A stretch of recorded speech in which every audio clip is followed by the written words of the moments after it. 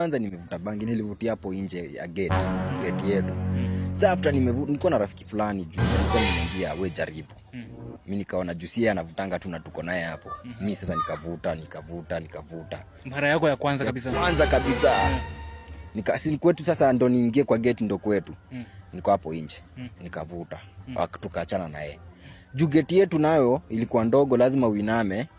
Hapo nje ndo ingie kwa boma. Mimi nikainama. Nikaingia. Unajua nilienda venye nilipita kwa gate, nilisahau kusimama. Nikaenda hivyo kama umeinama. Nikaenda hivyo kama nimeinama, nikafika kwa mlango. Juu mlango wetu nao ni kubwa sana. Nikainama Ukainama tena. Nikainama chini kabisa. Nikaenda hivyo hadi bedroom. Kufika bedroom, nikapanda kwa kitanda. Nikalala. Kuamka kidogo nikaangalia, nikashangaa, kwani kitanda iko juu yangu? Kuangalia kumbe nililala chini ya kitanda. Venye nilikuja nimeinama hivyo, nilienda hadi chini ya kitanda. Unaona? Nikalala hapo. So unaona kitanda kiwa juu yako. Sasa kumbe ndo nililala hapo chini ya kitanda nikatoka.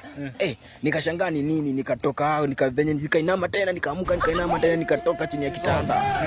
Nikaenda tu hivyo kufika hapo sitting room. Nikaangalia, unajua zile kuna makalenda zile za wale mapresident wa kitambo, wale wa Zambia wale. Kuangalia wase hiyo chat na nimeinama tu hivyo bado. Naona wase wananiangalia wanabonga. Wanaongea na wewe.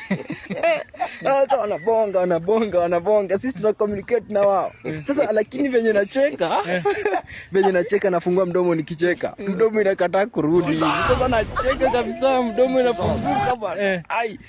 Hairudi. Nikaona hapana. Hebu niache kingine. Hapana. Juu venye kilibaki kidogo hivi aliniambia chukua hiyo utawaka peke yako. Nikawasha kiberiti ikaisha. Unapiga miss. Kumbe napiga miss, kiberiti na ikaisha. Nikachukua hako hiyo box ya kiberiti nikaacha kwa meza. Nikasema acha niende niombe kwa jirani mishale ndo nikuje niwashe.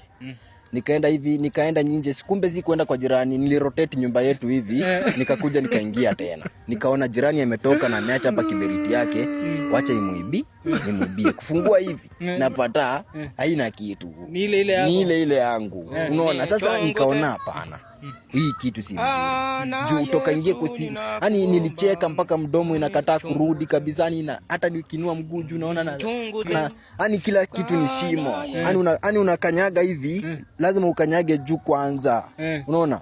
Nika gravity imekataa. Hiyo siku niona miujiza mimi manze.